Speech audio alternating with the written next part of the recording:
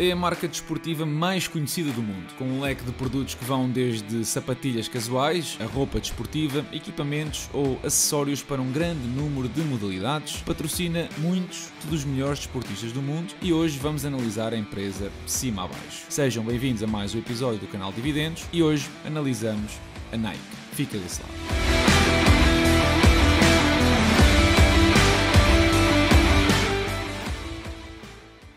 Antes de começar, tenho sempre de vos pedir que, se retirarem valor deste episódio, não se esqueçam de deixar um like e subscrever o canal, ajudando-me assim a continuar todas as semanas a publicar novos temas e análises. Também alerto de que o vídeo reflete apenas e só a minha análise e opinião, não é de nenhuma forma uma recomendação de investimento. A Nike é uma empresa com 55 anos e cuja atividade consiste no desenho, produção e venda a nível global de artigos desportivos como calçado, acessórios, equipamento e serviços. É dona ainda da marca Converse, que também produz calçado e roupa mais casual, dos quais provavelmente já ouviste falar no All-Star. A empresa tem uma presença muito forte nos Estados Unidos, com 340 localizações, sobretudo da marca Nike, mas é internacionalmente que a empresa tem a maioria das suas lojas, com mais de 700 espalhadas pelos 5 continentes. A maioria da receita é proveniente da América do Norte, destacando-se das demais zonas geográficas com 41% do total. E a venda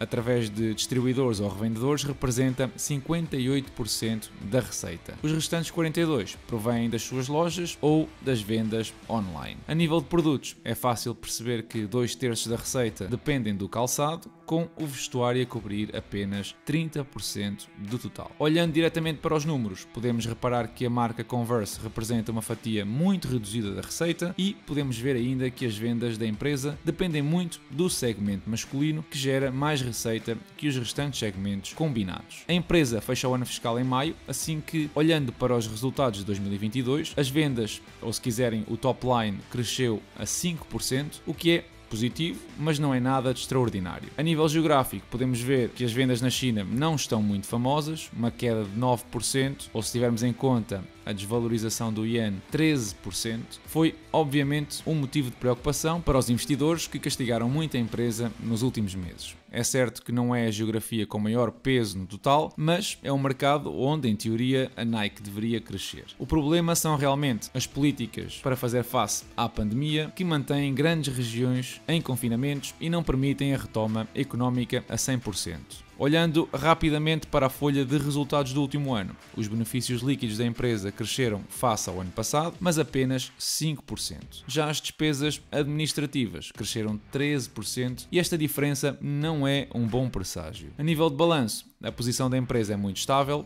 com ativos correntes e totais muito superiores aos passivos da mesma natureza. O dinheiro em caixa praticamente supera a dívida de longo prazo, o que se traduz numa alavancagem praticamente inexistente. O único sinal de alarme aqui é realmente o aumento de inventário. Reparem como de 2021 para 2022 a Nike acumulou praticamente 2 mil milhões de dólares em inventário. E como o negócio da empresa está ligado a determinadas modas ou tendências, não pode manter esse inventário durante muito tempo. Isto significa que tem de rapidamente desfazer-se desse inventário, o que obriga a baixar os preços do mesmo, colocando assim pressão nas margens. E se olharmos para o primeiro trimestre de 2023, a coisa ainda ficou pior, com um acumular de mais 3 mil milhões. Tomem nota porque isto não aconteceu só com a Nike. Antecipando os problemas das cadeias de fornecimento e da inflação, as empresas neste setor aumentaram os inventários para reduzir custos e agora que a economia está a desacelerar, o comércio vai se reduzindo e ficam com grande parte deste inventário nos armazéns. Para escoar este excesso,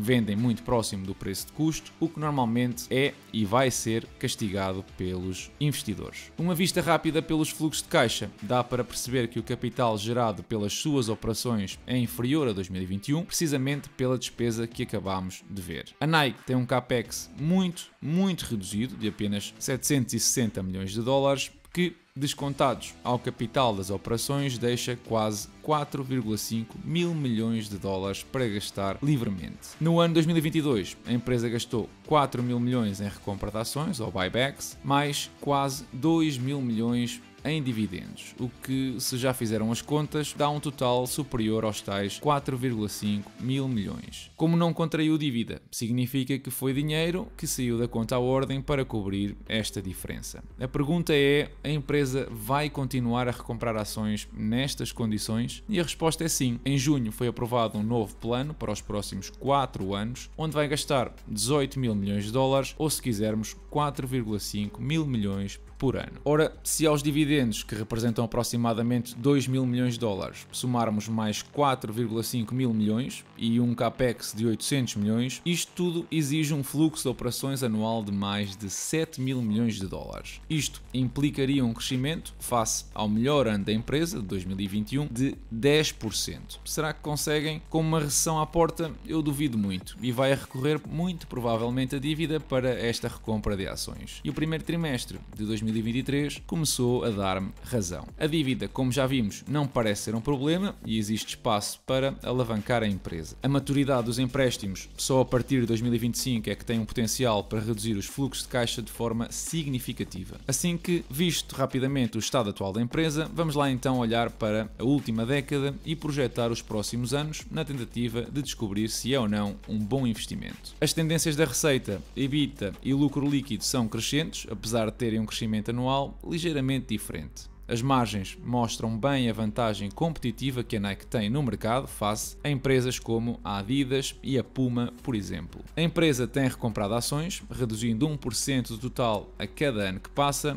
Os dividendos têm estado seguros, com payouts a rondar os 30% a 40% dos benefícios e fluxos de caixa livres, respectivamente. O balanço confirma a tal posição saudável da empresa, que já tínhamos notado, e os buybacks vão continuar a colocar alguma pressão nos fluxos de caixa da Nike. Olhando agora para o futuro, vamos então projetar o EBITDA até 2032. Se por um lado o crescimento histórico anual do mesmo é de 7% na última década, a recuperação dos últimos 3 anos mostra um crescimento na casa dos 25%.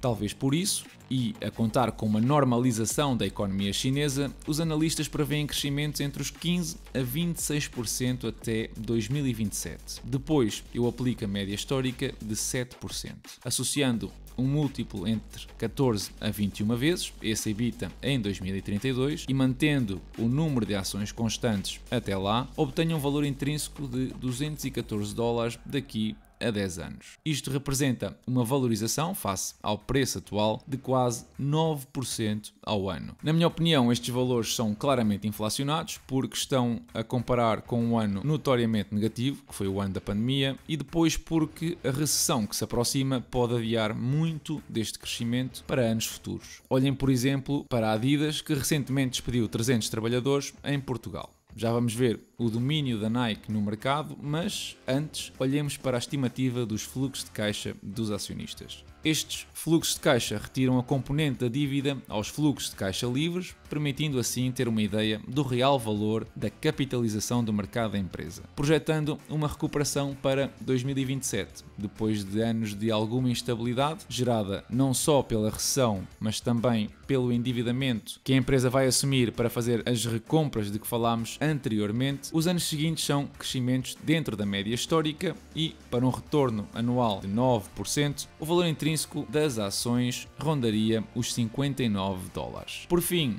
olhando para o múltiplo preço-benefício, a mediana histórica da empresa é de 28 vezes, o que é altamente exagerado, especialmente se compararmos com múltiplos de empresas na mesma indústria. E mesmo assim daria um preço de 83 dólares, o que anda bem abaixo do preço atual. Esta sobrevalorização fica bem patente se considerarmos o preço-benefício mediano da indústria, de apenas 13 vezes, que deveria traduzir-se num preço de 39 dólares. Ora, um premium associado à Nike é de alguma forma justificado pela vantagem competitiva sobre as restantes marcas, mas uma diferença tão grande traduz-se num risco enorme caso as coisas não corram como o esperado. E se já tínhamos visto que a Adidas vai mesmo reduzir a força laboral, apesar de ainda não o ter feito, é provável que a Nike vá atrás. A Nike domina o mercado global de calçado desportivo e de marcas desportivas, mercados esses que devem crescer entre 3 a 6% ao ano até 2028. O problema semana é que os analistas esperam que a empresa cresça a valores bem superiores aos que mencionei e que o bottom line, ou os benefícios líquidos, representem crescimentos ainda mais acentuados. Se por um lado eu acredito que a empresa é capaz de apresentar uma performance operativa de excelência, por outro acho que o risco envolvido é demasiado assimétrico e portanto não vou investir a estes valores. Já sabes que eu quero conhecer a tua opinião sobre a empresa, assim que vai lá deixar um bitite na caixa de comentários. Esta semana os mercados fecharam em grande, com uma sexta-feira a recuperar terreno, com subidas superiores a 2%.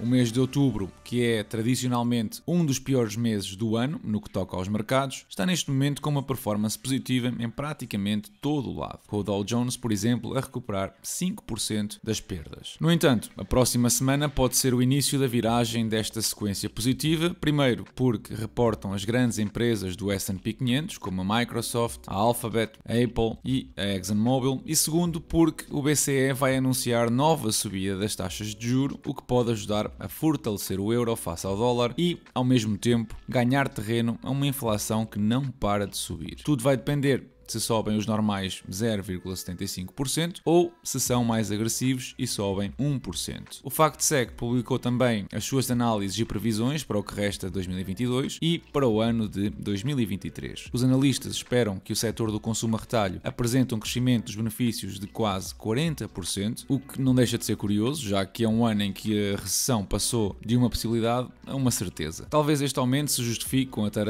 a que o setor tem sido sujeito este ano. Os benefícios do S&P 500, esses vão crescer apenas 7% ao ano, ligeiramente abaixo da média dos últimos 70 anos. A nível de dividendos, duas empresas subiram o seu, a Crown Castle International em 7% e a Pinnacle West Capital em 2%. O portfólio recuperou também esta semana para os 14% de valorização e recebi $40 em dividendos neste mês de outubro. E é tudo por hoje. Apoia o canal deixando o teu like e subscrevendo para receberes as notificações de novos episódios. Deixa a tua opinião sobre a Nike na caixa de comentários. Já sabes que podes seguir-me no Instagram, onde partilho conteúdo mais frequentemente, e não te esqueças de usar o código DIVIDEND na Trading 212 para receberes uma ação gratuitamente. Vais encontrar as instruções na descrição deste vídeo. Da minha parte, eu desejo-vos uma excelente semana e bons investimentos.